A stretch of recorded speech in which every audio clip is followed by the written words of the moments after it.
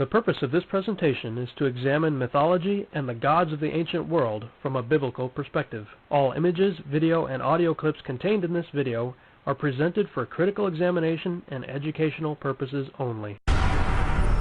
Zeus, Surya, Thor.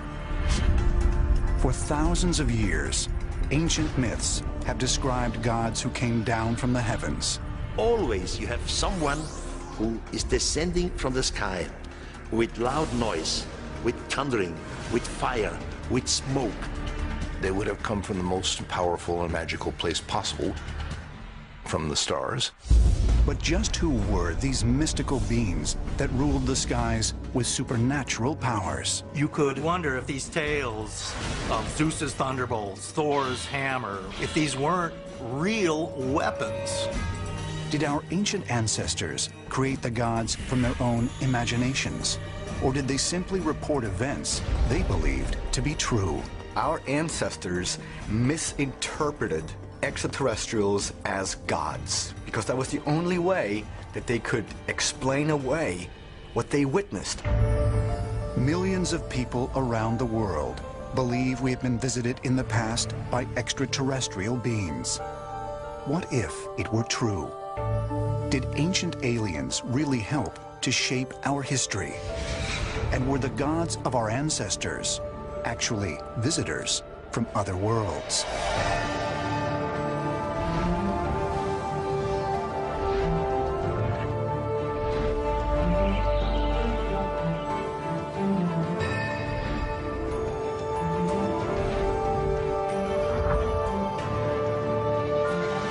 Welcome. Today we're going to be talking about mythology and the coming great deception. Now, maybe like me, you like going to the movies or renting movies, watching them on TV or whatever. Lately, I would say within the last, at least for the last year, we started to see a lot of common themes showing up in movies. And I'll go ahead and ask, what do you think these three movies have in common? Lots of special effects. Definitely a lot of special effects. New Age. Concepts. Mm-hmm.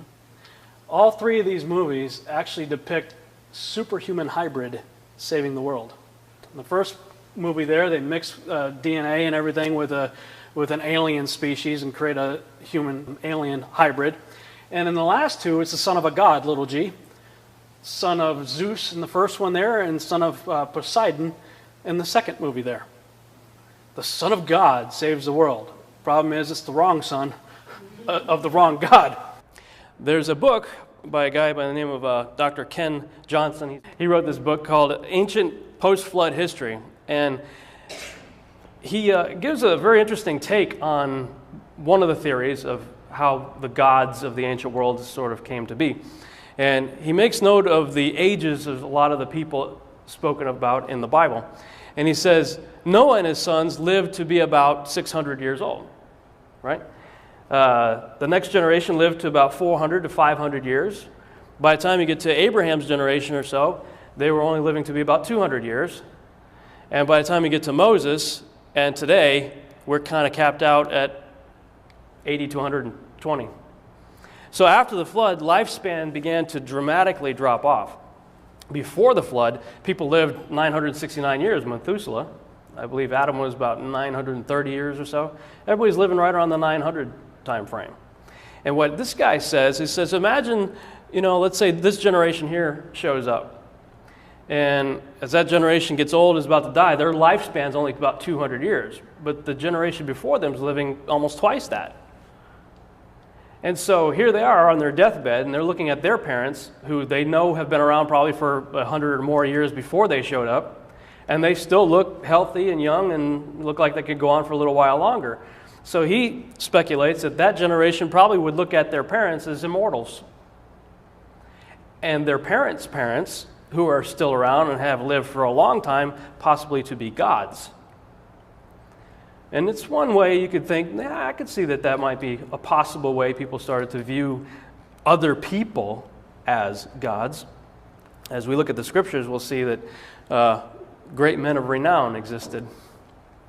Some have accused me probably of being a euhemerist. Essentially, a euhemerist adheres to the theory of attributing the origin of the gods of the ancient world to the deification of historical heroes. Euhemerism is named after that individual there, Euhemerus, around 300 BC or so, Greek philosopher. Clement of Alexandria, sort of an apologetics type person for Christianity, said to those, he's talking about the gods and the various people who worship them, he said, "Those to whom you bow were once men like yourselves." So clearly it seems like he also adhered to the same theory. This is where I see the beginning of the Great Deception. Everybody know what I'm talking about when I say the coming Great Deception? Scriptures talks about there's going to be a deception that's going to be so great that even the elect could be deceived. I believe that actually started all the way back in the garden. The coming Great Deception. With this passage here, Genesis chapter 3, "The serpent said unto the woman, Ye shall not surely die, for God doth know that in the day ye eat thereof, then your eyes shall be opened, and ye shall be as gods, knowing good and evil." What you see there is the devil making a few promises, essentially. Promise of immortality. You know, the devil's the father of lies. They already had that. They're in the garden, created perfectly. Death didn't exist at that point. They were already immortal. Illumination, their eyes will be open. They'll have greater understanding. Well, Adam walked with God in the garden. How much more understanding and illumination do you need? Hey, God, how'd that happen? Well, let me tell you, Adam. Right? "You shall become like gods." 3 big promises of the devil. Those 3 are very much still in existence today. People on a quest for immortality, illumination, and godlikeness. In fact, right here in downtown Dallas, there's a building called the Crescent Building. Anybody familiar with the Crescent Building? It's a very interesting building. I had to go there to interview some wealthy people, major donors of the ministry that we're a part of. And when I was in the building, I started looking around, and there's 3 major entrances to the building, and each of the entrances has a really big painting, like the size of this wall, in the entrance. This is one of the paintings. These paintings, I was taking pictures of them because I was blown away by them. And as I'm taking pictures, somebody showed up out of nowhere. Apparently the eye in the sky somewhere saw me, and this gentleman politely escorted me out of the building. And I am an artist. I'm a painter and sculptor. And so he was asking me what I was doing. I said, I'm just very interested in these paintings. And I was asking him, were they bought or where did they get them or whatever? And then they said that these paintings were specifically commissioned by the Hunt family for that building in 1998. Let me read the description. There was a plaque that was right next to this painting describing what it represents, what it means. It says, "It is significant that in Mariani's iconography," Mariani's, of course, the painter, "the protagonists and heroes are all artists and creators. His idealized Olympian figures are conventions of neoclassical art and understood to be demigods. Symbolically, they are harbingers of realities beyond the familiar and mundane realities of the daily world. Mariani's poets are symbolized by their crowns of laurel leaves, and the tortoise is considered to be, get this, the mediator between heaven and earth." Does that sound familiar? Anybody remember that phrase from the scriptures? Who's the mediator between heaven and earth? The man Christ Jesus, right? Yeshua. Since it lives to be the tortoise, since it lives to be of a great age, it is also a symbol of immortality. Not far from that painting was another one. There's an awful lot of imagery here. It would take a half a day just to describe everything that's in that painting. Suffice it to say, it's mostly demonic, full of Nephilim hybrid creatures, very disturbing picture.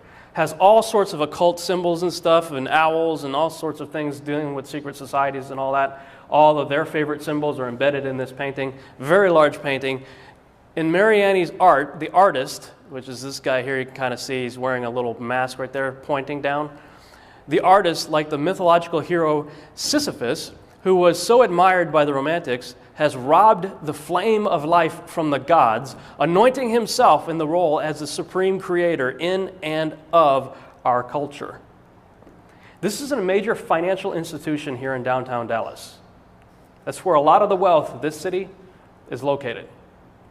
These paintings are declaring what their intentions and motives and all sorts of other things probably are going on there. And as I was looking at that picture and making notes, this woman walked by and she says, "I hate that picture. I hope you're here to get rid of it," and walked past me. It's apparently somebody who worked there. All right? Right here in downtown Dallas. And these guys are declaring themselves to be supreme creators. But what does the Torah tell us? The Ten Commandments, right? What does that say?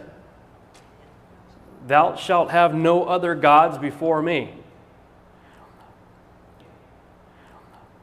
I think I've always just kind of passed over that. You know, I understand it, but I didn't really give it a lot of thought till recently. Who are these other gods, and why is God so concerned about them? Really started to think about it, so started doing some research, and I came across a book by a guy by the name of King Wells. It's called Ancient Myths and the Bible. It's a very short book, large print, easy to read. But he makes some very profound and interesting statements in this book. He says, "I believe the Bible to be the inerrant word of God, and therefore we have to believe that much of what we call myth cannot be fiction or a lie. Many of the themes that exist in ancient mythology exist in the scriptures." And he's right. You know, we're taught about Greek mythology and all that stuff in school, and we just kind of write it off as, you know, fancy storytelling, the imagination of a blind poet named Homer, you know, and we don't give it a whole lot of thought, fantasy. But the scriptures treat it very serious. And he suggests that we should look at the Bible from a mythological worldview. And at first that sounds like a strange statement to say, because we're always taught to look at everything from a biblical worldview. And I'm not saying we shouldn't. But what he's saying is if you look at the scriptures from a mythological worldview, in other words, understand what's going on in the ancient world with their religions, it wasn't a myth to them. To them, what we call Greek mythology was their pantheon of gods that they worship the same way we worship our God. And so when you look at the scriptures, especially the Old Testament, you see this constant war of God against the gods, and him always trying to call his beloved back to him because, as it says, they're out whoring with the other gods. He's trying to get them back. And it really, just that simple statement, look at the Bible from a mythological worldview, changes everything, because now a lot of things start to make sense that didn't make sense before in the scriptures. Like for me, where Yeshua says, and I think it's John chapter 14, he's talking with Philip, and Philip says, "Show us the Father and it'll be sufficient." And what does he say? He says, "Philip, what are you talking about? You've been with me all this time and you're asking me this? If you've seen me, you've seen my Father." Well, that didn't compute in my head because the Old Testament used to tweak me out. Why? Because you get through the Old Testament and you see these statements where God's saying, "Kill everybody, kill the women, kill the children, wipe out the animals, destroy everything." And without understanding of what's going on from the mythological worldview, God seems like a homicidal maniac. And I could never compute how could Yeshua say that if you've seen me, you've seen my Father. And if you read through the Gospels, you see him loving publicans and sinners and judging nobody except, incidentally, the religious people. Healing everybody he comes in contact with, delivering them from evil. And I'm like, it was like good cop, bad cop. I could never understand what was going on in the Old Testament until you start plugging in the mythology and a creature known as the Nephilim, which we're going to talk more about through this teaching. Yeshua said in Matthew 24:37, "As it was in the days of Noah, so shall it be at the coming of the Son of Man." Well, what was going on in the days of Noah? You had increased fallen angel activity, which produced a creature called the Nephilim. The Nephilim are the offspring of angels mating with humans. We'll talk more about that. Nephilim taught humans the art of mixing species. Today we call that transhumanism, the creation of hybrids. Advanced technology, rebellion and hostility against God or toward God, corruption of God's creation, interdimensional portals. We'll talk about that in a minute too. The worship of gods other than Yahweh or Yahuwah, Yod-Heh-Vav-Heh. Men thinking of themselves as gods. Those were things that were going on in the days of Noah. And I'm a visual person, so I like to put things in pictorial format. So I started creating a timeline chart. And it occurred to me, scriptures say that as a day with the Lord is as 1,000 years and 1,000 years as a day. So I decided to build a chart as days, each column representing a day in God time and 1,000 years in our time, and divided it up by 50, which is the Jubilees of the Bible. The Bible talks about Jubilees, 50 years, 50-year increments, just to kind of see what's going on in the first 2,000 years after creation. A lot of wild stuff was going on in the first 2,000 years since creation.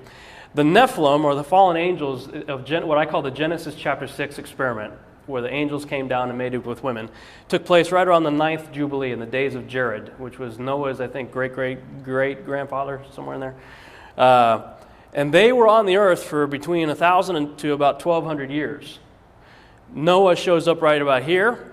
You got the flood right here. And then, now Noah, when it says the days of Noah, a lot of people think about Noah and they think about the ark. Well, of course, that's what he's most famous for. But Noah lived for 600 years before the flood and 350 years after the flood. There's an awful lot of wild stuff that was going on in that period of time. Now, you'll notice I've also got T-Rex right there, so I'm going to just talk about this really quick, because a lot of times when you're talking about pre-flood world and stuff, the question comes up, who created the dinosaurs? My belief is that God created the dinosaurs, or at least this sort of dinosaurs. I believe he created the four-legged vegetarian dinosaurs. And I believe that's what he's talking about in Job when he's talking about, behold now behemoth. And our lovely translators decided to help us out and say that that was a hippo.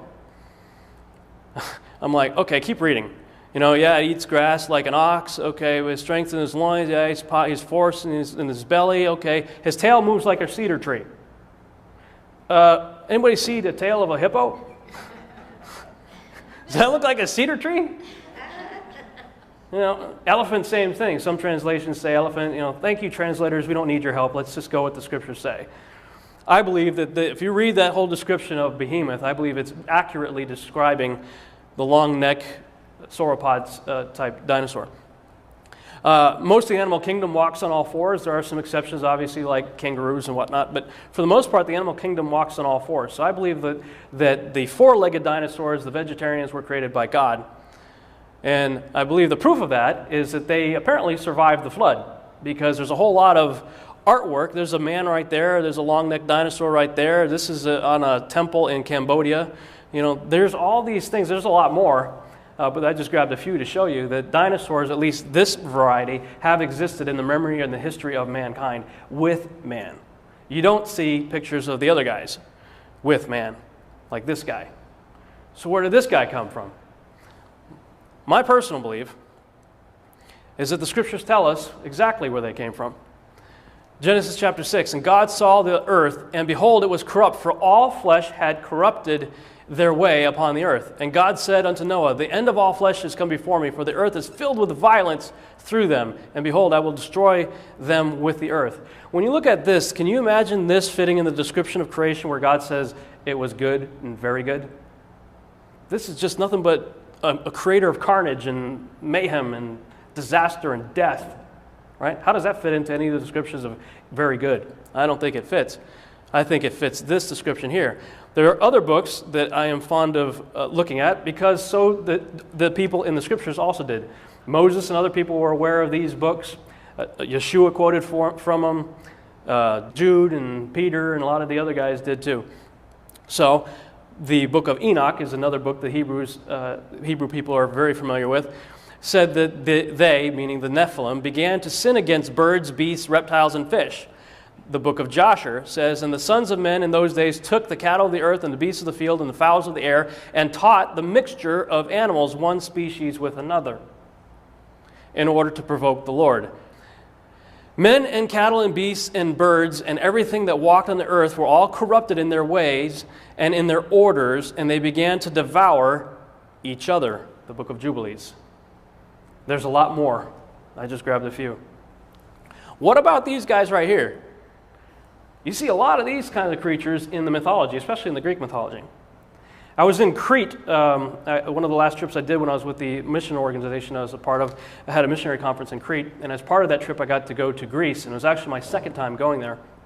And I was walking around Athens, and then on the second trip I had a lot more time to myself, so I could really kind of go out and explore and check things out, especially in Athens.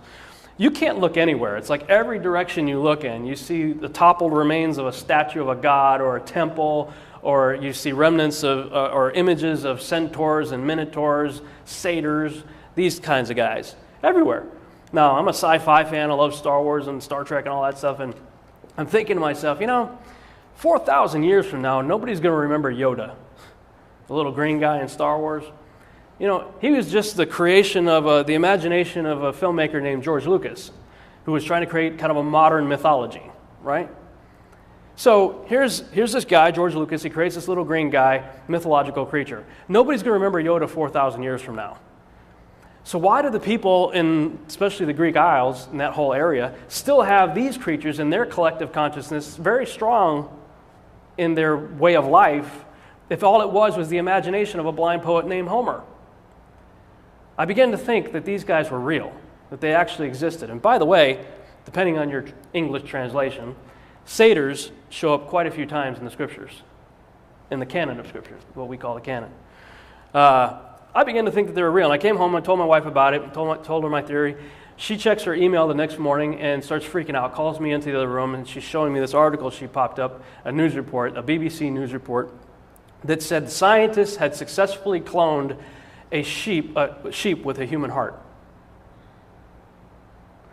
I'm like, and the article went on to say, if we continue to do this, the obvious implication is the genes will fuse together and we're going to end up with animal-human hybrids. And then we'll have ethical issues and all that to deal with. And the article went on to talk about the ethical issues. As it was in the days of Noah, so shall it be at the coming of the Son of Man. One of the things the fallen angels and the Nephilim taught people to do was the art of mixing one species with another. That's exactly what we're doing today at alarming rates, and it's very disturbing. Now, these are fictional pictures right here. This is real. This is from back in the 90s. They made a little rat, mouse, whatever, with an ear growing out of its back, a human ear. This is from a movie called Splice. I don't recommend you see it. It's a very disturbing movie and inappropriate, but didn't know what we were getting into when we saw it. But it really talks about the issue of transhumanism and mixing species, especially mixing with the human species, with animal species.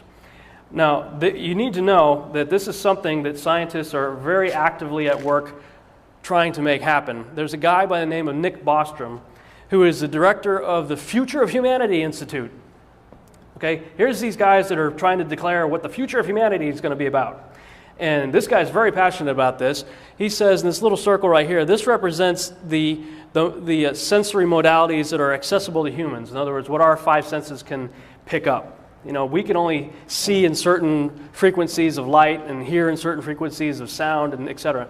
Whereas the animal kingdom has this longer area right here. They can perceive more than we can, hear in different frequencies and see, etc. The bats radar and sonar with dolphins. And they say that, okay, if we could start mixing some of these attributes of animals into people, then this could be the area of sensory perception that transhumans could have, animal-human hybrids.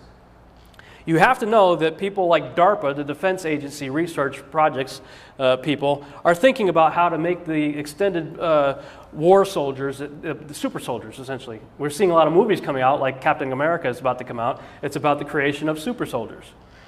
Now, whether or not they decide to make a guy that can run like a horse and see and everything like a tiger or whatnot, who knows? But you need to know that the people who are the directors of the future of humanity are talking about how can we improve on God's creation, as we would say. This is what he says posthumans could have. We'll talk a little bit more about that. Or better yet, I'll just go ahead and play a video. Hopefully it'll work. Let them tell you in their own words. There's more computing capacity in a grain of sand that's been nanoteched, right? There's more computing capacity in that grain of sand than our human being brain's capacity by a factor of, I don't know, billions, right? So imagine a young woman, she's just given birth, and then she needs to make the decision, is she going to have her baby modified? Is she going to turn that baby into a cyborg, or effectively an intellect? So say she decides to do that. So this, hypothetically, this grain of sand, in a sense, that's been nanoteched, is inserted into the human brain, that baby's brain. and it integrates itself into the brain. So that baby, in effect, is no longer human. Because, I mean, think about it. The capacity of that grain of sand is billions of times what the human brain can do. Right? So for, I don't know, 1/1000th of its capacity, of its time, is it doing human things. And the other 99.9999999% of the time, it's doing artelecty type things. So that woman, in a sense, has killed her baby. Killed in the sense the baby is no longer human. It's effectively an artelect. It's an artelect in human disguise. When we start modifying our brains with technology, then it does change us from the word go. Even just feeding in one electrode with maybe an extra sense, an ultrasonic sense, which we know is quite possible, then it starts to give you abilities and you believe you can do things outside the normal realms of humanity. So your values, your morals start to change immediately. You become a cyborg. What I'm really interested in is to try to understand the bigger picture for humanity, our place in the world and what might lie in store for our species in the future, particularly the way we might use technologies to enhance ourselves or to go beyond what we currently think of as our human nature, whether it might be by radically extending the human lifespan through solving the problem of aging, or increasing our intellectual capacities, improving our memory, or taking control of our own emotional states. I think that we are right now in a transitional phase where before the end of this century we will either have gone extinct or we will have most likely taken the step to become what you might call transhumans or posthumans, or just very enhanced humans that have reached their full potential. Because progress is so rapid, I mean, there's going to be more progress in the next 10 years than there were in the previous, I don't know, 20 or 30, right? So the rate of progress is speeding up. It itself is accelerating. So there's going to be hugely more change, technological change in the 21st century than in the 20th. Far more. So all these weird things that sound like science fiction to most people today will probably be realities in a time, in a fewer number of decades than we had imagined. I can't see any way that it will not happen. This is progress. Human beings already, theorists have done the math. They've got the modelling of how to build baby universes. So if that's possible in theory, with human brains doing the thinking, what could an artelect do? Could it actually build universes? Could it actually manipulate whatever exists to create new universes? Is that possible? Now, if it can do that, then by definition, it's a god, right? It's a creator. Can you sort of sense a kind of almost like a religious awe almost? We could build gods if we wanted to. Did you hear the promises of Lucifer there? Extended lifespan, thinking capacity. Let's take it a step farther. We could build gods if we wanted to. Interesting.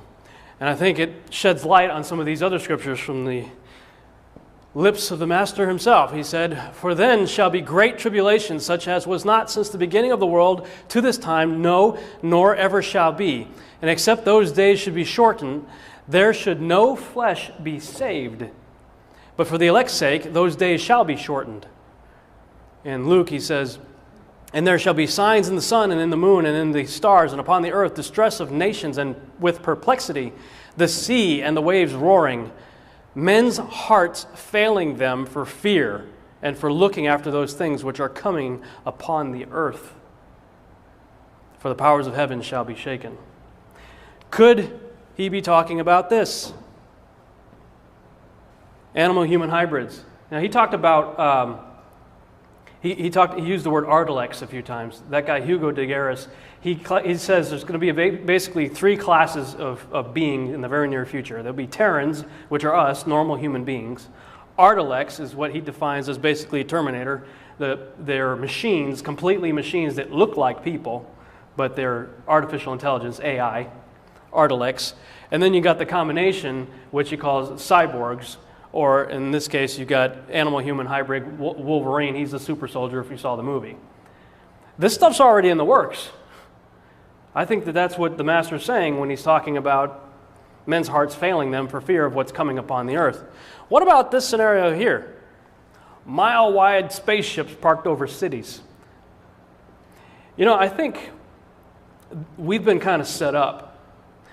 Going all the way back, really, you could go back in modern times to War of the Worlds. Remember that it was Orson Welles had that radio show that if you tuned in and you missed a disclaimer at the beginning of it, you thought it was a real live news report that there were aliens invading, and people flipped out. People absolutely just went nuts. I think they, whoever they are, you know, they're always responsible for everything. They were testing the waters to see how people would respond, because after they realized how they would respond, we've had a steady diet of flying saucers, spaceships, and all that kind of stuff in television, in pop culture, in movies ever since. More and more so. TV shows, that's from the TV series V that was recently on TV. Mile-wide spaceships parked over cities would have sounded like pure science fiction and just crazy, whatever, go get your tinfoil hat, you know, even 10, 15, maybe 20 years ago. Nowadays, people, I think, are actually waiting for it. They're expecting it. In fact, a mile-wide ship did park over Stephenville, Texas, just a few years ago. And it wasn't just, it used to be that UFO sightings were always that guy out in the, you know, in the farmland somewhere. You could floss his teeth with rope. You know, yeah, I got abducted by aliens, and they took me on their spaceship. Right? That's the way it used to be, right? Back in the 70s and 80s, all those always the whack jobs, you know, the nut jobs out there. But like in Stevensville, you know, it's credible people. You know, there are police officers and mayors and people, you know, talking about this thing that they saw there.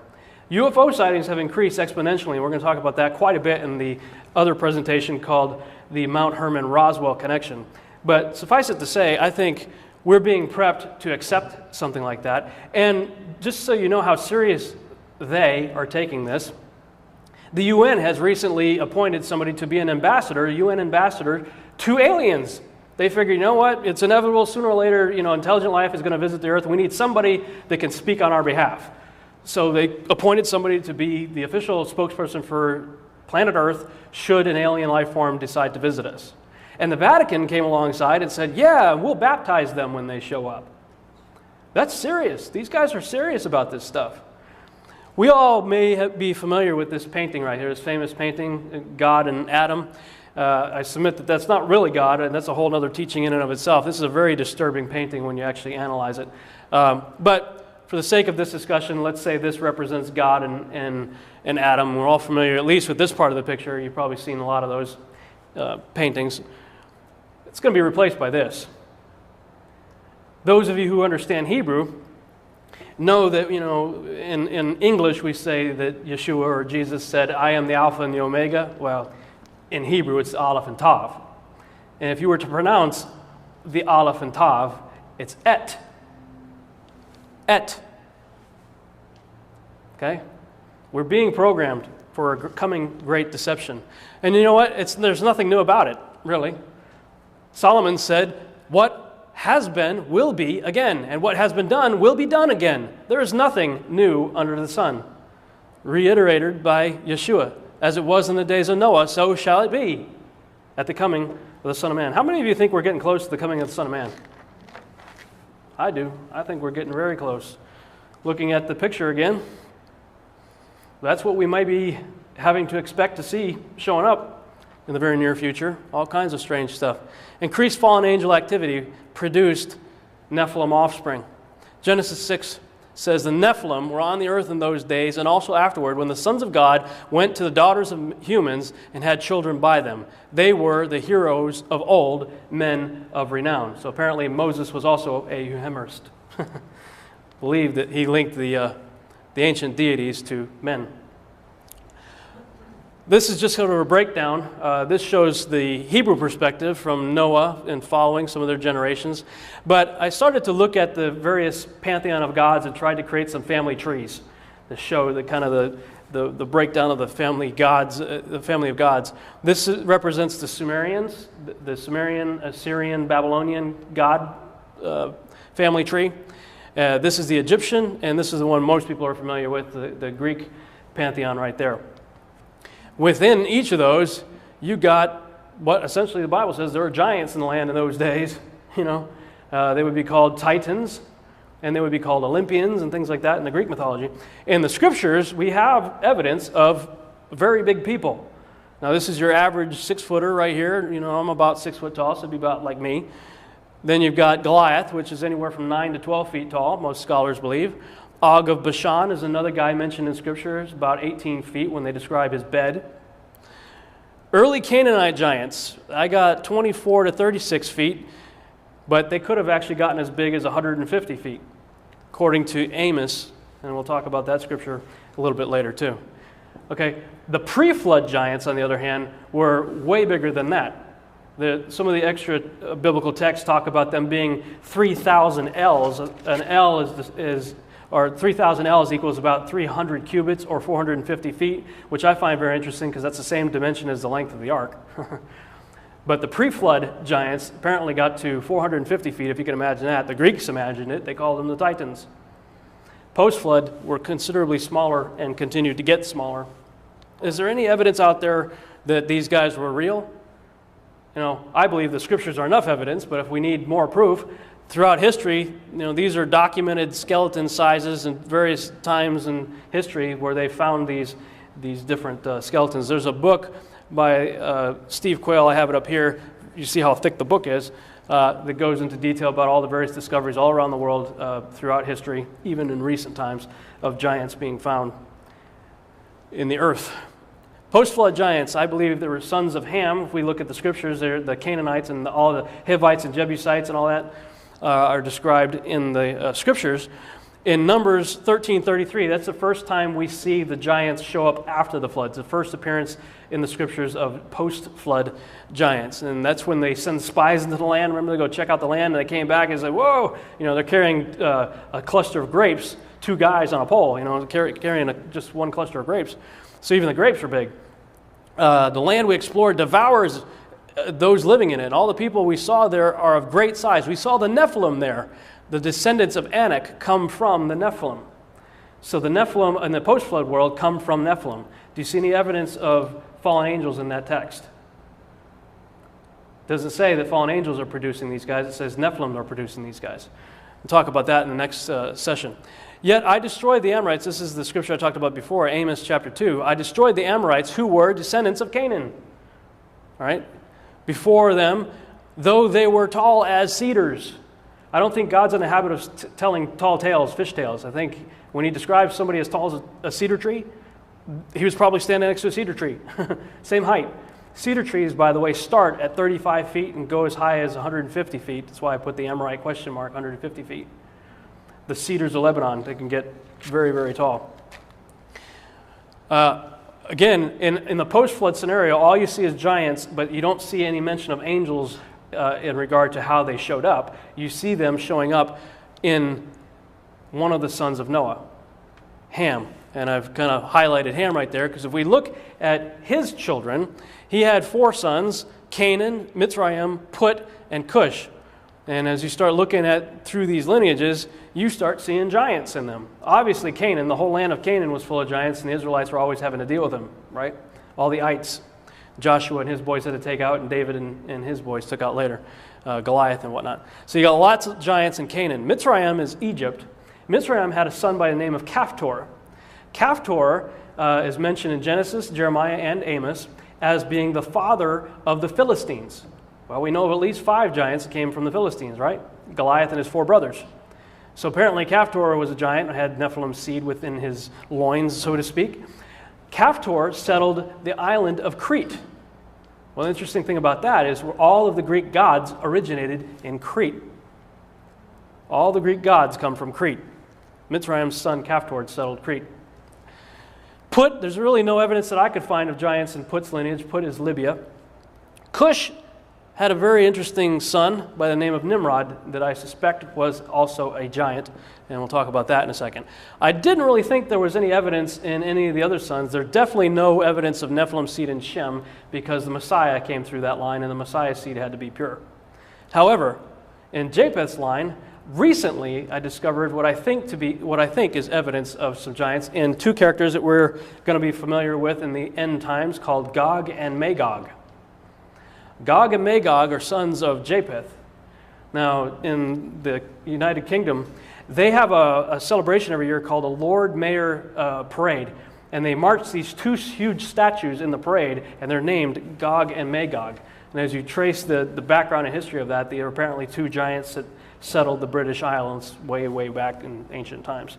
So there may be evidence that there were giants in Japheth's line as well. What I find interesting about that is Lucifer is outnumbered 2-1, right? He took 1/3 of the angels with him, so there's 2/3 of the good angels and 1/3 of the bad angels. In this scenario, if it's true that Japheth also had corrupted serpent seed, then it seems like the tables are turned a little bit in terms of man. 1/3 good, 2/3 corrupt. So you see kind of a reversal right there going on, possibly.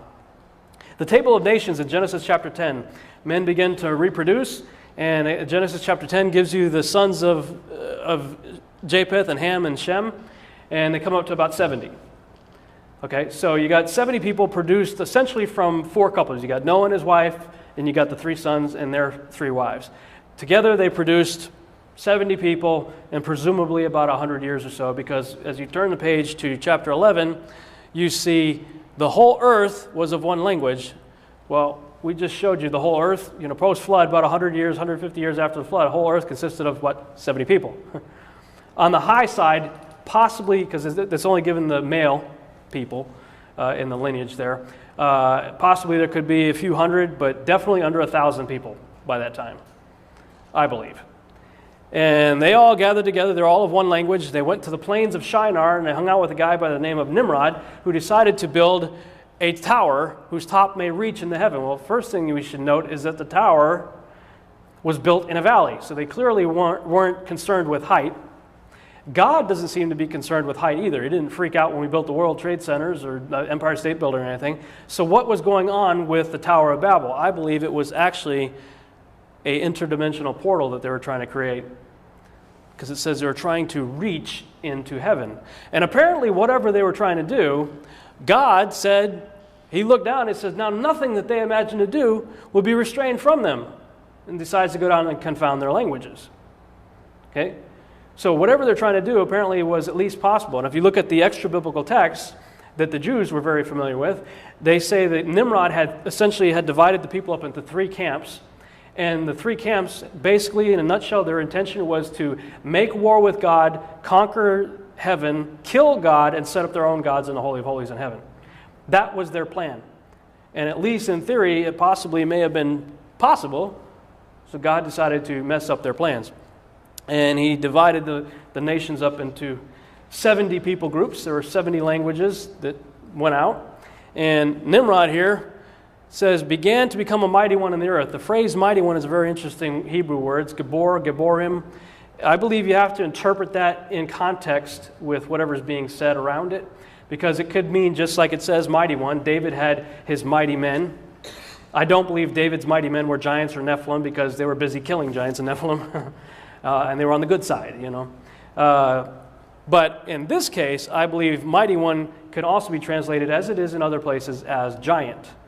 And the reason I say that is because there's an awful lot of things associated with Nimrod that will, as we will see in a minute, lead us to believe that. Like I said, the tower was built in a valley, and I believe it probably looked more like a ziggurat than the traditional cone-shaped kind of thing you see in a lot of the paintings. I believe it was more like something like that, and possibly some sort of interdimensional advanced technology probably going on there. There's a couple of people that I've become very fond of their research. Peter Goodgame wrote a online book. You go to redmoonrising.com and download it for free. It's called The Giza Discovery. He does an amazing job of breaking down who this guy was in the ancient world. Phenomenal book. Followed by these other 2 books by a gentleman by the name of Thomas Horn. And the first one here is Nephilim Stargates. Okay? And he talks about the whole idea that a lot of these temples and pyramids and things may have been designed to be interdimensional pathways. And you can see evidence of that even in the Incans and the Mayans and some of their temples and what they believe with Quetzalcoatl and the serpent god coming back and coming down the stairs and all that. So there seems to be evidence that supports that. Apollyon Rising 2012 is another really amazing book dealing with the character of Nimrod. And basically, when you take these three books together, they really talk about this guy being the man of myth. The dominant myth being the Assyrian, Babylonian, Sumerian myths, the Egyptian, and the Greek myths. And as you get a little further in looking at all of that, you realize that he really is a man of many names. Why? Because at the Tower of Babel, first of all, a kingdom is a domain run by a king, right? An empire is an organization that has many kingdoms in it and ruled by an emperor, right? I believe that Nimrod was the first emperor of the old world order. Everybody talks about the new world order coming up. I believe he was the emperor of the old world order of kingdoms because they were all gathered together under his leadership. And then when God confounded the language, the people went their separate ways, 70 different directions, 70 different languages, talking about the same guy. But now he had different names. Different languages produce different names. Nimrod's not a name anyway, by the way. Nimrod is a title. It means the rebellious one, or one who rebels. So I believe some of them went away calling him Gilgamesh. Some went away calling him Baal. Baal comes up a lot, doesn't he? Melkart, Adonis, go through the list right here. A couple of really interesting ones. Orion, Apollo, Osiris are some very interesting characters that he has appeared as throughout history. Now, what's the proof? Well, start reading about who these other guys were, and many times the descriptions are almost exactly the same as the Hebrew description of Nimrod. A lot of them are referred to as mighty hunter. A lot of depictions of these other characters show this fascination with a lion. What is Yeshua called? The Lion of the tribe of Judah, right? Well, this is Gilgamesh, shows that he's a giant, very big guy holding a lion. You got Orion up in the sky with a club raised to strike the lion. You got Baal right here in almost the same pose as Orion. Ninurta, they're all through history. You see descriptions of these mighty hunters by different names, but I believe all of them are referring to the same guy, that being Nimrod. This is Marduk right here of the Sumerians. The earliest evidence of any civilization points to the 3000 to 3500 time frame. Almost every scholar agrees, secular or otherwise, biblical scholars. Everybody looks through the ancient record and sees an advanced technology and civilization really showing up around the 3000 to 3500 time frame, not much before it. According to the books of Enoch and Joshua, that's when a class of angels called the Watchers came down in Genesis chapter 6 and mated with women and produced Nephilim when they landed on Mount Hermon. That's also the time frame that the Mayan calendar shows up in. Most scholars peg the Mayan calendar showing up at 3114 BC. Let's look at our chart again. 3114 BC. Okay, right about the middle of the time frame that the Nephilim were on the earth. A lot of things were going on in that time period. The Sumerian religion influenced Mesopotamian mythology as a whole, surviving in the mythologies and religions of the Hurarians, Akkadians, Babylonians, Assyrians, and other culture groups. So really it all starts in Babylon. What do we talk about Babylon being the mother of all harlots, Mystery Babylon? That's where it all kind of gets started. The 32nd century BC, I'm not going to read all that, but suffice it to say, that's the period when all kinds of megalithic structures show up. Big temples and Stonehenge and things like that appear to have their dates right around that same time frame. So they apparently were built before the flood, maybe in an effort to save themselves or whatever. I don't know, but a lot of the evidence points that they were built before the flood. Like I said, Mystery Babylon we know as the mother of all harlots, or let's say false religions. The Recognitions of Clement says, fallen angels taught men the use of magical incantations that would force demons to obey man. This became ingrained into the Egyptians, Persians, and Babylonians. Nimrod, called Ninus by the Greeks, was handed this knowledge and by it caused men to go away from the worship of God and go into diverse and erratic superstitions, and they began to be governed by the signs in the stars and motions of the planets. It starts with Nimrod. It starts in Babylon. The Sumerians had a very complicated family tree of gods.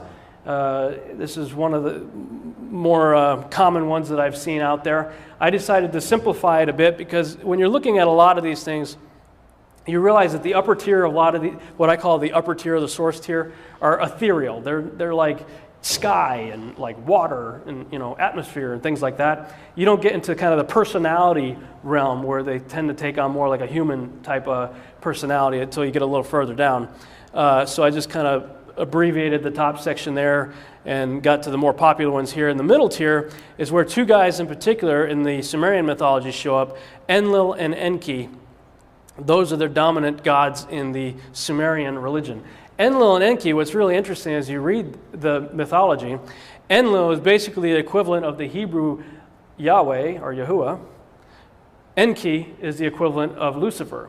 In their mythology, they worked on the creation together and whatnot, and Enlil's idea was to have a slave race that would serve him, and Enki thought, no, I think they deserve to have wisdom and knowledge, and we should help them to be more like us. So it was Enki that was the serpent in the garden that got Eve to take in Adam of the knowledge of the tree of good and evil.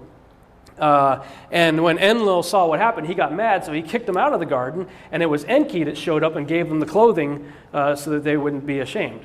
And then as men began to reproduce on the earth, Enlil got sick of all the noise, so he decided to wipe out the whole world with a flood, and Enki said, no, I'm going to save them, so Enki was the one that told Noah to build the ark.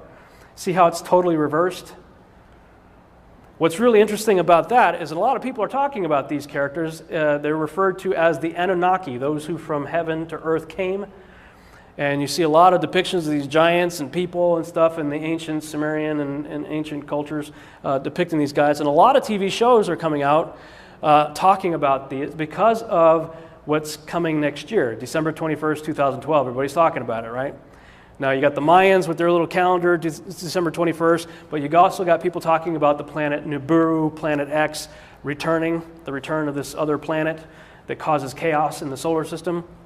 Well, that's supposed to be the homeworld of the Anunnaki. Nibiru, in the mythology, is the homeworld of the Anunnaki. The Ancient Aliens series on the History Channel, I think they're in their third season now. I know they've done 2 seasons already. I've spent a lot of time talking about it, and it really disturbs me because they always put what they say are theologians on there, but these guys are real yahoos. They're like, they're supposed to represent those who believe in the scriptures, but the things they say, you're like, where did they get these guys from? Come on. And they're supposed to represent the truth? Anyway, that whole TV series is based on Eric von Daniken's book from the, I think, late 1960s, early 1970s called Chariots of the Gods. And there are other books by Zecharia Sitchin and others that talk about ancient aliens visiting our planet. And, of course, if you're a sci-fi fan, there's the Battlestar Galactica series.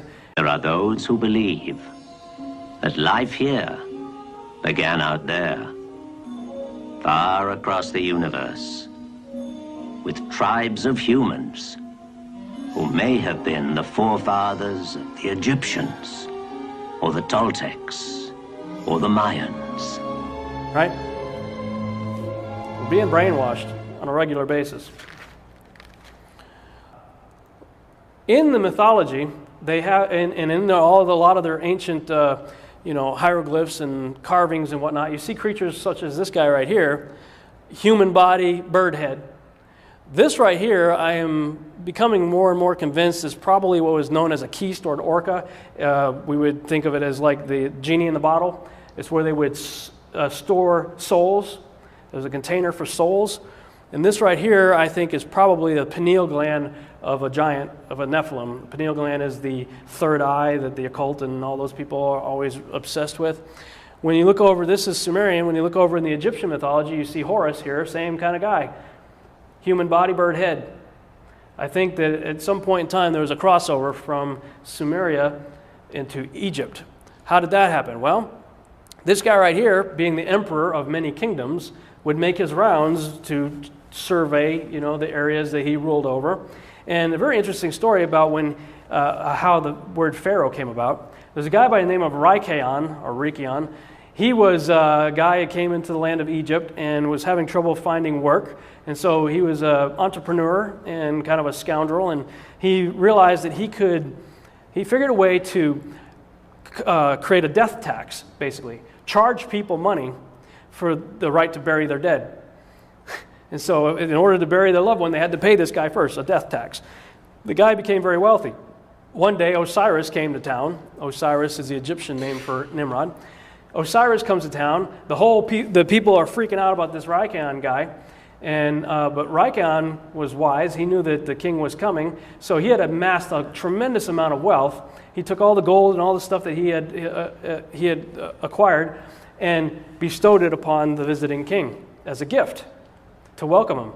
Now, of course, Nimrod was very excited about that, and he asked him how he became so wealthy, and he told him about this death tax thing, and Nimrod thought that was brilliant. Wow, you got people to pay you for burying the dead? Huh. He changed his name to Pharaoh. Osiris changed Raikon's name to Pharaoh because of the wealth acquired from a death tax. So that should give you an indication of the character of the pharaohs thereafter. Interesting thing about his incarnation as Osiris is this symbol right here became associated with him. That's the Ankh. It represents resurrection. The Ankh is a symbol of resurrection. He's also known by the all-seeing eye. Right? This is a bust of his head right there. Who does that look like if I didn't tell you anything else, just off the top of your head, somebody you've seen in the news recently? Osama bin Laden. Looks a lot like him. In fact, the first pictures that came out of his supposed assassination, which I personally believe was garbage, but it's SEAL Team 6 on the 66th anniversary of Hitler's death, on May 1st, the founding of the Illuminati, supposedly captured and killed Osama bin Laden. They shot him through the left eye and then dumped him in the ocean. Yeah, I'm stupid. I buy that. This is the little left eye on the back of your dollar bill. Okay? This country is founded on this guy. We'll see a little bit more about that in a minute. In the mythologies, this is the Sumerian and this is the Egyptian. In the what I call the final tier or the demigod tier, which is the mixture of the gods and the humans, right? You got Marduk, Ninurta, and Gilgamesh. Those are all synonymous with Nimrod. Okay, different sects in that area called him by different names. He shows up here in the Egyptian pantheon as Osiris. In the Greek pantheon, I believe he's Apollo. Now, what's interesting about Apollo is he's the son of Zeus, and I believe Zeus was actually a real human being that walked the earth that probably had a similar influence much later down the line as Nimrod did earlier. I believe Zeus picked up where Nimrod left off as an individual. Zeus's tomb, I believe it's in Crete. I forget, I have to look at this book again, but it's either Crete or Cyprus. There is a place that you could go to today that is the tomb of Zeus. So he was apparently a human being that died, probably lived a long age, probably became very famous, a man of renown. But after he died, I suspect that the devil said, wow, this guy really made an impact. I think I can use this. And I believe that the devil probably took on the appearance and the name of Zeus, because Zeus, as you'll see in the New Testament, is Lucifer. Satan's seat mentioned in Revelation chapter 2. In Pergamum, Satan's seat was the altar of Zeus in Pergamum. So, and there's a lot of other descriptions. He's the god of the sky and, lightning, and I saw Lucifer fall like lightning. There's a lot of passages in Scripture that lead me to believe that the devil took on that persona afterwards. Now, what did the devil say, right? You shall be like gods. Well, the pharaohs thought they were gods. The Caesars thought they were gods.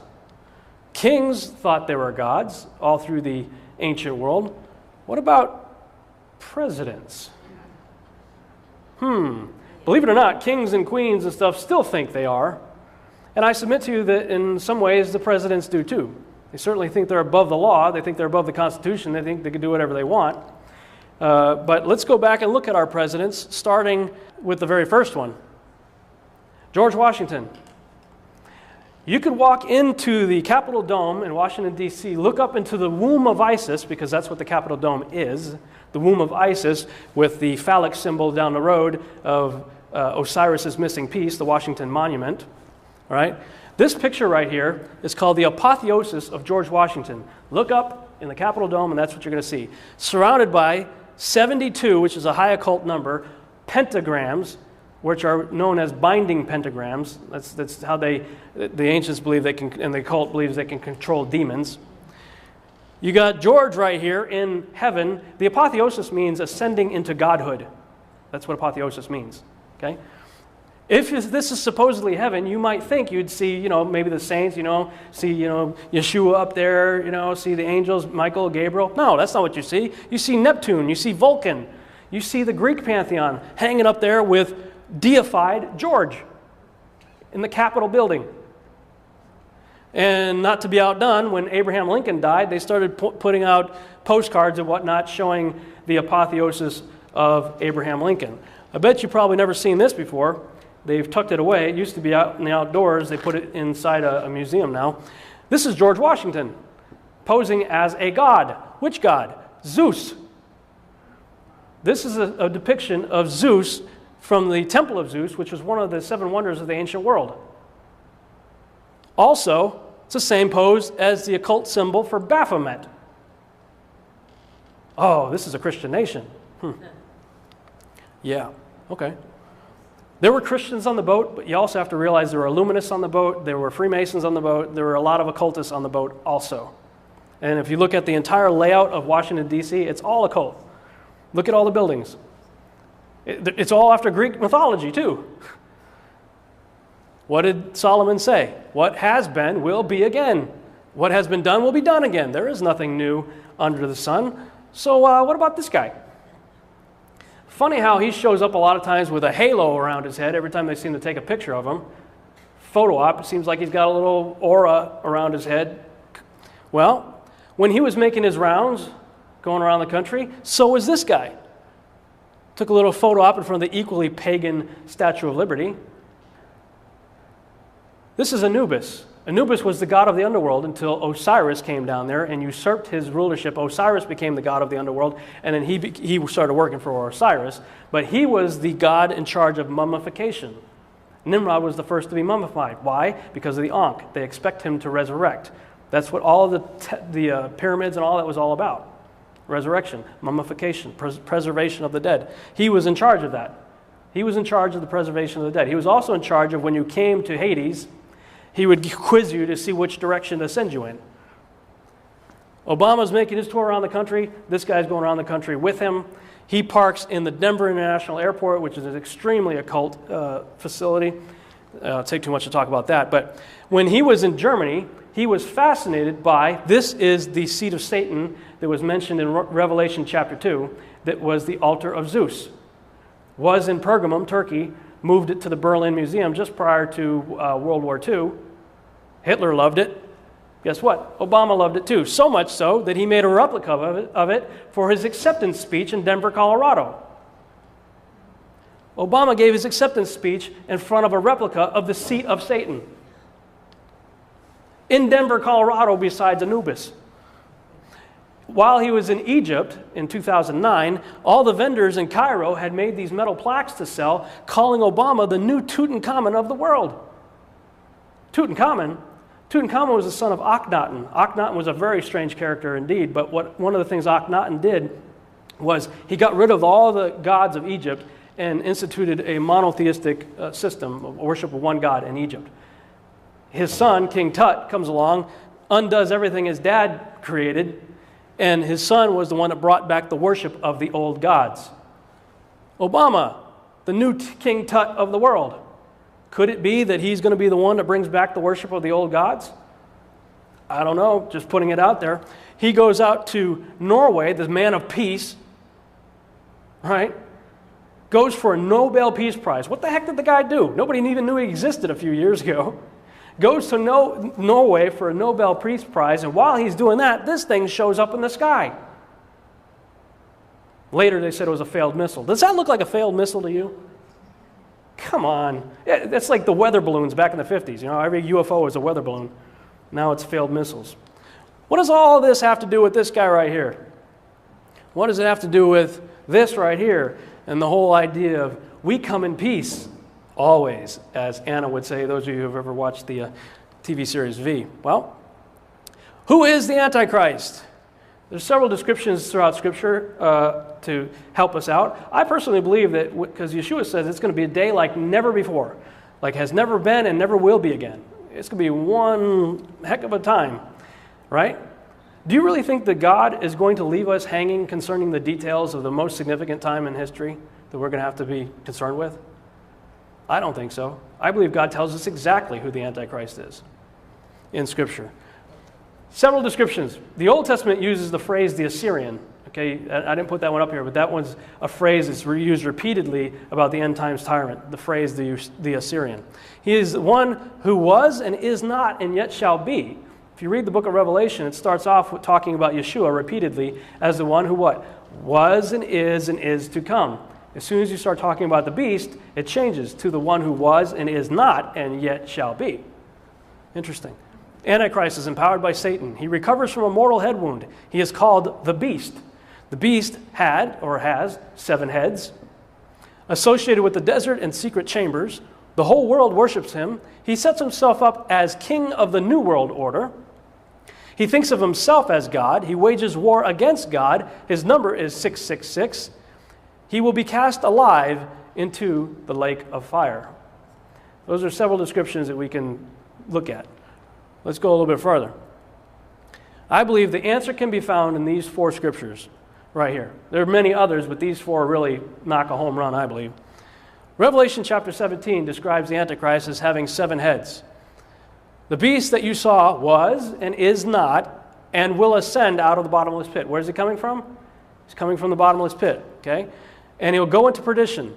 And those who dwell on the earth will marvel, whose names are not written in the book of life from the foundation of the world, when they see the beast that was and is not and yet is. Here is the mind which has wisdom. In other words, pay attention. Guys, think about this a little bit. The 7 heads are 7 mountains on which the woman sits. There are also 7 kings. 5 have fallen, 1 is, the other has not yet come, and when he comes, he must continue for a short time. The beast that was and is not is himself also the 8th and is of the 7. Okay, so the beast is of the 7 and goes into perdition. Who are the 7? This is a list that I got from Peter Goodgame's book, The Keys of Discovery. As I started doing my own research, I agree with his list. He believes, as I do, that the 7 heads of the beast, the 7 antichrists that are mentioned there, antichrist-like characters, I believe are these guys right here. Nimrod tried to create a one-world system without God, tried to kill God. Fits the description pretty good. Pharaoh thought himself as a god, tried to kill God's people. Fits the description pretty good. Sennacherib, same thing. Thought himself a god, tried to kill the people. That's when the angel of the Lord came and wiped out like 700,000 in one night, I think it was. He went home totally defeated and his sons killed him. King of Tyre, described as a man, and as in the middle of the description starts talking about him as Lucifer in the scripture. So clearly this guy had some association with the devil. Antiochus Epiphanes is a character that showed up, I think it was about 125 or so BC, set up an altar of Zeus in the temple and offered a pig, what we might consider possibly the abomination of desolation, or a foreshadowing of it.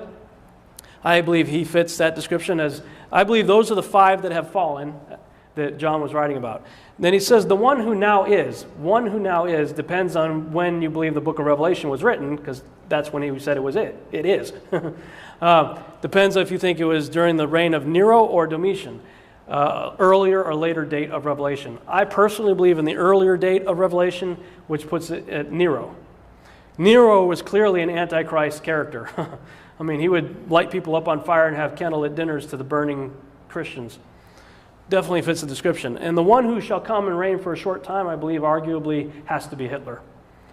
I don't know that he thought of himself as a god, probably he did, but he certainly did some pretty horrific things. So I believe that these are the 7 mentioned right there.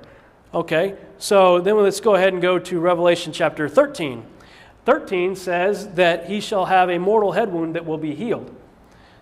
And I saw one of the heads as if it had been mortally wounded, and his deadly wound was healed. All right, so let's look at the list. Who had a mortal head wound? Well, Nimrod, the ancient texts say, was killed by Esau, which is a very cool story. I don't have time to go into it right now, but we can maybe talk about it later. But essentially, Esau cut his head off. And it gives a lot more meaning to the whole passage where he says, give me some bowl of beans, I'll give you my birthright. What do I care lest I die? Give me some food. He had just killed the king of the world right before that. So he clearly had a mortal head wound. Nero is believed to have stabbed himself in the throat, so maybe that's a head wound. Hitler supposedly shot himself in the head, although recent forensic evidence shows otherwise. In fact, most people now believe, well, I don't know if most people do, a lot of people believe that he escaped to Antarctica, but again, that's another story. So for the sake of argument, we got 3 who had a mortal head wound. All right? Revelation chapter 9. His name is Apollyon. Then the 5th angel sounded, and I saw a star fall from heaven to the earth. To him was given the key to the bottomless pit. And he opened the bottomless pit, and smoke arose out of the bottomless pit like the smoke of a great furnace. So the sun and the air were darkened because of the smoke of the pit. Then out of the smoke locusts came upon the earth.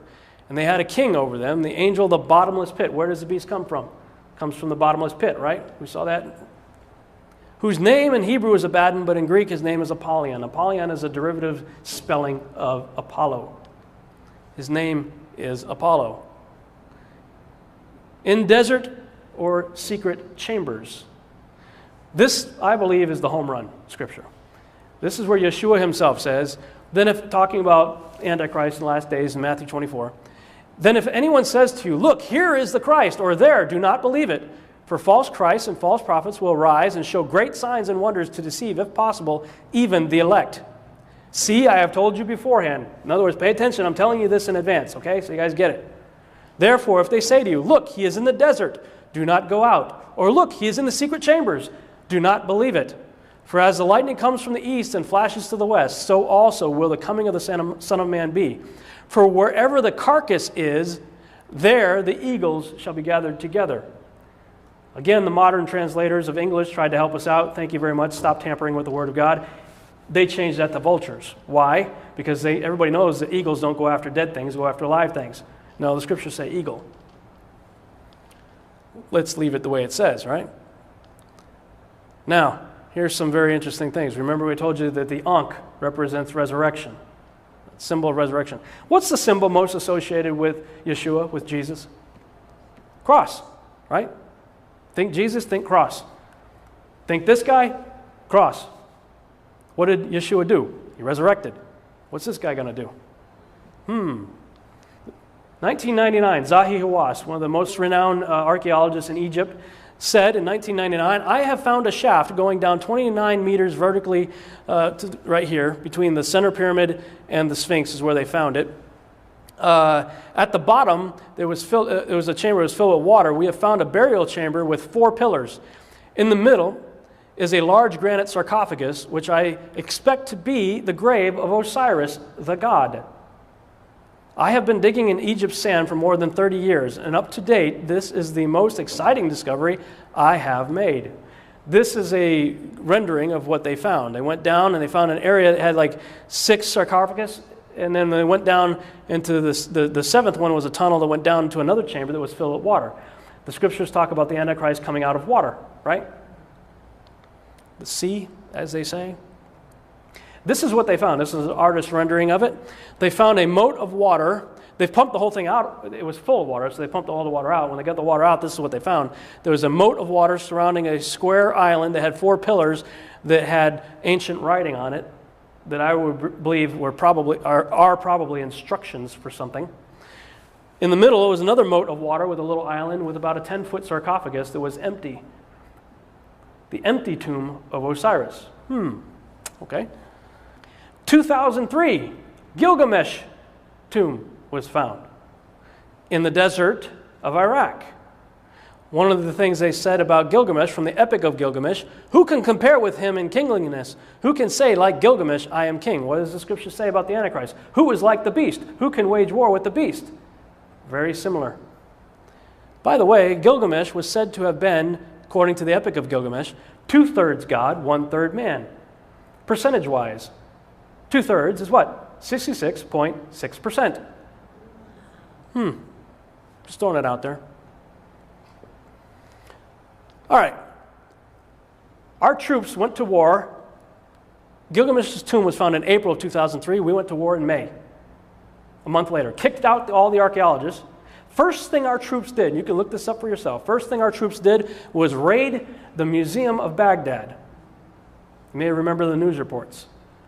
We raided the Museum of Baghdad, first thing we did. And then June, about a month later, U.S. authorities announced, oh, yeah, this is great, right? Create the problem, create the solution. Aren't we wonderful? U.S. authorities announced that the world-famous treasures of Nimrud, which is another Nimrod, derivative of Nimrod, were recovered from a secret vault in Iraq's central bank. The artifacts included necklaces, plates, gold earrings, finger and toe rings, bowls, and flasks. Officials said that of the 170,000 items initially believed missing, just 3,000 remain unaccounted for. Yeah, do you think the 3,000 unaccounted for items that we stole from the Museum of Baghdad were toe rings and nose rings? I don't think so. I think we took some pretty significant artifacts. And of those 47 were main exhibit artifacts. Okay, first thing we did, raid the Museum of Baghdad a month after we found Gilgamesh. What did Yeshua said? What did he say? If they say he's in the desert, don't go there. Gilgamesh found in the desert. They say he's in the secret chambers, don't believe them. December 21st, last year, 2010. My wife and I are late nighters. We stay up late at night, and a lot of times we go out for a walk, like 2 o'clock in the morning. And we were out December 21st, the winter solstice. Everybody's talking about December 21st, 2012. Well, December 21st, 2010, we were going out for a walk. Looked up in the sky at about 2:22 in the morning, and I saw the moon going into a full lunar eclipse for 72. Remember that number? 72? 72 demons and pentagrams and all that. 72 minutes, the moon went into a blood-red lunar eclipse, floating over the shoulders of Orion, who is also Nimrod. Nimrod lost his head to Esau's sword, right? I looked up and I saw a decapitated blood-red head, looked like, floating over the shoulders of Orion at 2:22 in the morning. Oh, by the way, 2:22 in the morning Central Standard Time is 3:22 in the morning Eastern Standard Time. 322 is the coveted number of the Skull and Bone Society, of which both Bush family, but the whole Bush family, has been strongly associated with, as was Kerry. 2 Illuminist, 322. What's that? A skull? A decapitated head on top of a pile of bones? 322. What was happening in Iraq at that very moment? Iraq had just announced the foundation of its newly formed government. And the entire planet, you could look this up for yourself, shook. The seismographic monitors that check earthquake activity around the world, every one of them went into the black that night. Today is December 21st, Tuesday, 2010 at 6:13 p.m. Central Standard Time. And we are looking at the live internet seismic server, which is still recording a gigantic earth movement at all stations around the world.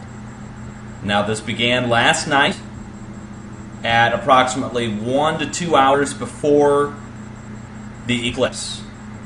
And originally, I thought this may be a signature from the Iran earthquake that happened yesterday, which was a 6.5 on the Richter. However, it continued all night and into today with a crescendo in Japan of a 7.4. And now, as of, and I'll just click on any one of these, I mean, all shaking through the roof, but we'll just click on Norway's, let's say. And as of 23:47 Greenwich Mean Time, we still have a gigantic disturbance happening. And this is not the Japan disturbance. This is some other anomaly that is showing up all around the world. I have never seen anything like this in the time that I've looked at this data set. I mean, in Arizona, it's showing just off the chart. The evidence speaks for itself. And you can see the date timestamp, 12/21/2010, 16:49 Mountain Standard Time, which is 23:49 Greenwich Mean Time. So, just to prove that this is not showing up, and are either censoring this data or it's some other kind of anomaly, is the current USGS World Global readout of earthquakes. And within the last hour, we've had a 5.1 aftershock in Japan, which any geologist would be able to tell you. If you want to go back and look at prior data, you can see that a 5.1 does not show up as a huge off-the-chart earthquake all around the world at all the heliographs around the world. What's going on? I don't know. Makes you think, though. Washington, D.C., they have a statue coming out of the ground. It's called the Awakening in Washington, D.C. Shows up God coming up, a bearded God coming up out of the ground. It's called the Awakening. Could that be what we're really doing over there? First of all, let me just say, don't accuse me of not being patriotic. I'm third generation Army. My dad was in Vietnam. My grandfather was in World War II, and I served during Desert Storm for 8 years. I was not in combat, but I was willing to and volunteered 3 times. I love my country, but I don't agree with everything this country does or that our leaders do. And I'm beginning to believe that the sole purpose of America has been what we're talking about here. It goes all the way back to the founding of this country and all the Illuminati and Freemasonry and all that stuff that's all over Washington, D.C. And things like this. And the fact that every president that we've had has been related to each other. Every single one of them. They all go back to the House of Plantagenet in England. Every single president. Is that a coincidence? What are the odds of every U.S. president being related, except for Martin Van Buren, all related to the same guy? We do not elect our presidents. Anyway, if it's true, then it makes sense when Yeshua said, wherever the carcass is, there the eagles will be gathered together. In the service, when I had my dress uniform on, or even my combat uniform, we were adorned with eagles from the top of our head to the bottom of our feet. Eagles on our buttons, eagles on our badges, eagles on our patches, eagles everywhere. Eagles is also the symbol of almost every world empire going way back. Roman Empire, eagle. American, eagle. I don't know. I believe we are being set up for a great deception that has been set in motion thousands of years ago. And all of it's going to come into play. Will these guys have something to do with bringing this guy back? I don't know. I don't believe these guys are from Orion or from the Pleiades or Arcturus or, I believe this is repackaged Genesis 6 activity. This is fallen angel stuff. I've written extensively about it. I have a book that's in the works right now. It's called Babylon Rising, and the first shall be the last. It's got about 300 pages to it so far. A lot of pictures in it, so it's not all text, 300 pages. It's available online, and we've prepared a special DVD for this presentation because this is all my wife and I do. Is we are trying, if this is true, if anything that I'm saying here is true, we're trying to wake people up because there's going to be a deception that the scriptures say is going to be so powerful that even the elect can be deceived by.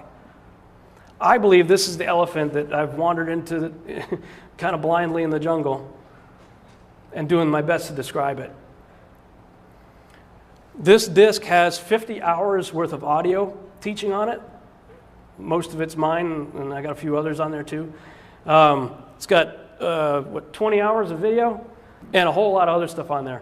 I wish I could give this stuff away for free. I really do. I'm doing these seminars and stuff for free, but we're basically just asking people to, if you believe in what we're talking about or in the mission that we have to try to get this out to people, we just ask that you support us. If we were in the desert trying to bring the message of Christ to people in the desert, would you give us a bottle of water for the day just to help us? That's essentially what we're asking for, $1 a day. $30 a month, $33 is a subscription package that we're putting together. And you can cancel at any time, or if all you want to do is a one-time contribution, we ask for a minimum of $50 to help us go to this convention that we're about to go to and some of the more traveling that we have to do. We also have other things, if that's a little bit too much for you. We have just the audio series of me reading the blogs. I've posted these online as blogs. I'm reading them, so if you can stand listening to me for like 20 hours, we have that for $15, honey, and a few other teachings for about the same amount of money. So just in closing, I want to show you something I think that it will encourage you. Regarding Zeus, remember Zeus, we talked about Zeus being the devil. There's a History Channel special that played recently, and I was amazed at what they said when they wrapped up the video about, there was a series called The Clash of the Gods, and I'll just let them, it's like a 2-minute video. This is the story of Zeus, Greek mythology's supreme commander. To us, it's a myth, but to the ancients, it was reality. Some Greeks believed Zeus was the one true god, and that nature's worst catastrophes were a sign of his wrath. This is the myth of Zeus.